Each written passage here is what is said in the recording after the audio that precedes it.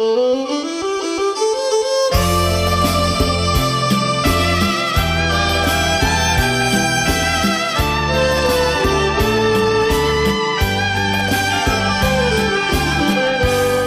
ម្ពុជាអីលើរីចំរានក្រៃមរតកសន្តិភាពពិតមានតម្លៃសមិទ្ធផលថ្មីកើតកើនប្រងព្រាត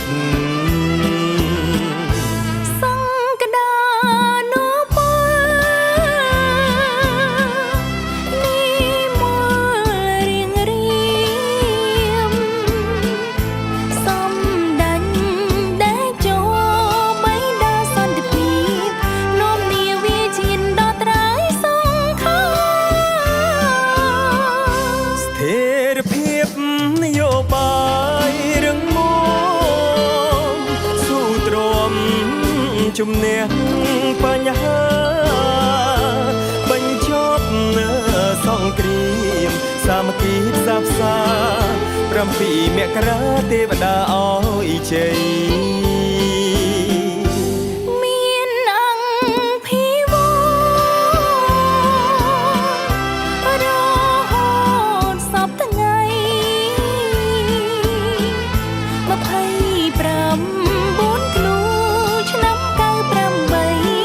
សំគ្រាមរ៉ាំរ៉ៃត្រូវរងលា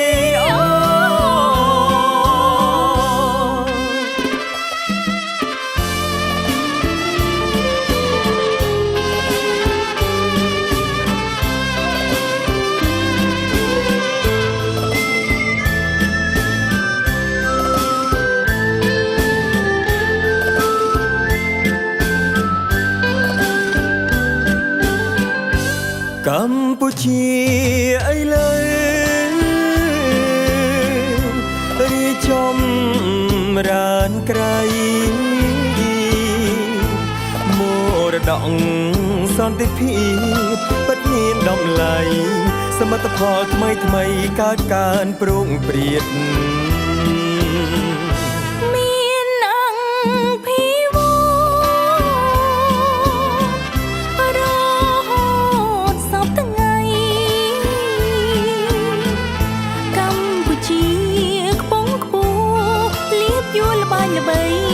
ក្រមលំបារមីសំដាញ់ได้ចោ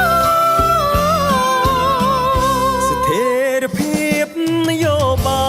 យរឹងមាំស៊ូទ្រាំដោះស្រាយបញ្ហា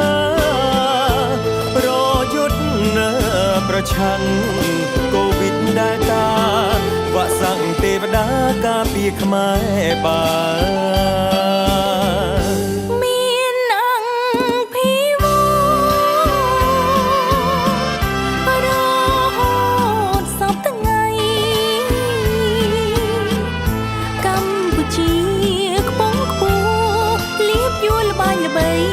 ក្រមលំបារមីសំដាញ់